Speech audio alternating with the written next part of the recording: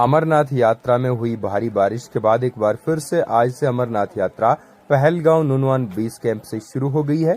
पवित्र तीर्थ यात्रा को एक बार फिर से प्रशासन ने शुरू कर लिया है और श्रद्धालुओं को पवित्र गुफा की ओर दर्शनों के लिए भेजा जा रहा है।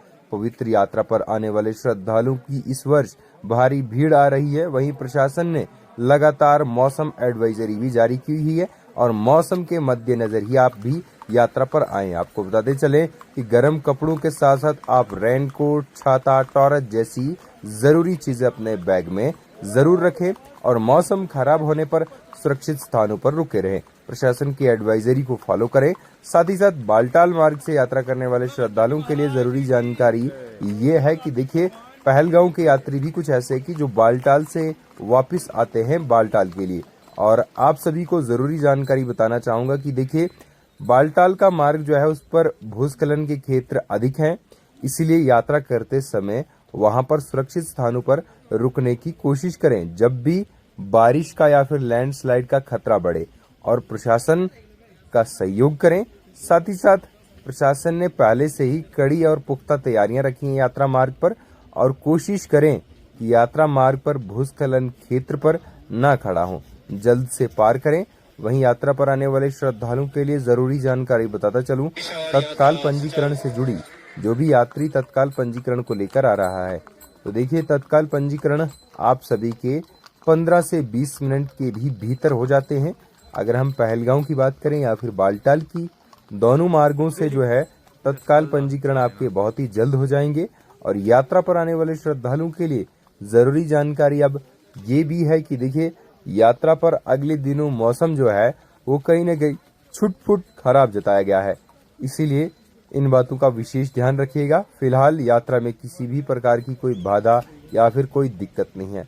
प्रशासन ने तैयारियां पूरी रखी हैं, जिससे कि यात्रा पर आने वाले श्रद्धालु बहुत ही आराम से और आरामदायक तरीके से यात्रा कर रहे हैं।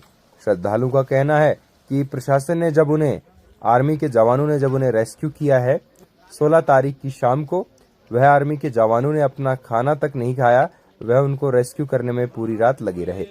कल भी अमरनाथ यात्रा में जो यात्री ऊपर फंसे हुए थे, लगभग 3500 यात्रियों को बालटाल के लिए रवाना किया गया।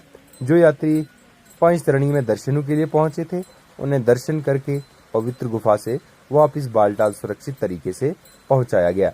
वहीं मिली जानकारी के अनुसार आप सभी को बताते चले कि यात्रा पर आने वाले श्रद्धालुओं के लिए कड़ी व्यवस्थाएं की गई है और मॉक ड्रिल एक बार फिर से की गई है, ताकि अमरनाथ यात्रा संपूर्ण सुचारू अच्छे तरीके से की जाए।